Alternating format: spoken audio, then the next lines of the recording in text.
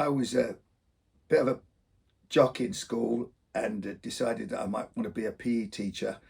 But I had a Welsh mother, which I was very lucky to have, and a Welsh PE teacher. And between the two of them, I came to Cardiff to go to training college at King Coed.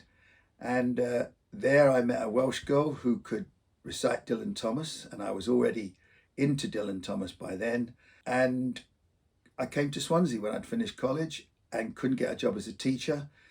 And my in-laws, they said, well, they were antique dealers and auctioneers, and I was into books in a big way. Why don't we open a bookshop?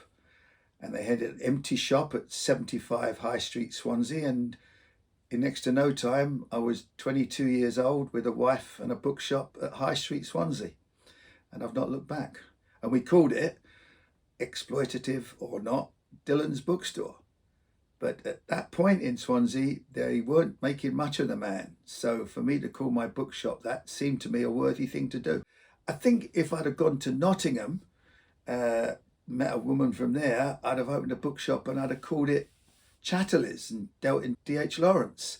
But I came to Swansea and we kept all Dylan Thomas's books new in paperback. We sold used books, second-hand books, but we kept all those paperbacks of Dylan Thomas's books new. And they were on a wall behind us, and that gave the shop its identity.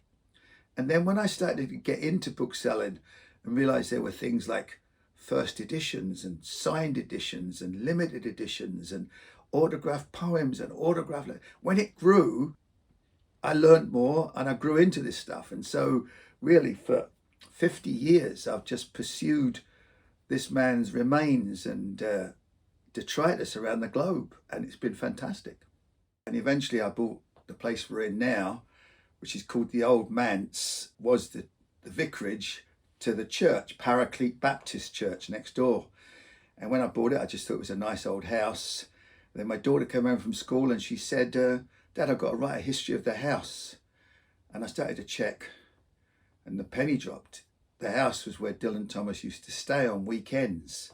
His Aunt Dosey lived here, and Dylan Thomas is notorious for loving his aunties. And she was his mum Flora's favourite sister. And Dylan would be brought here on a weekend to get away from Swansea to the countryside, the Gower, and go to Sunday school 3 times a day.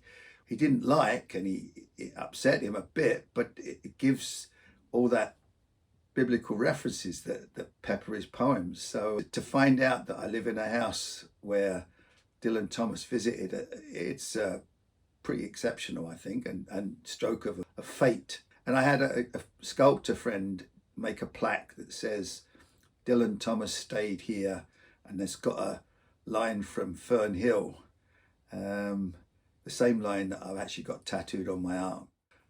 As I was young and easy in the mercy of his means, time held me green and dying, though I sang in my chains like the sea.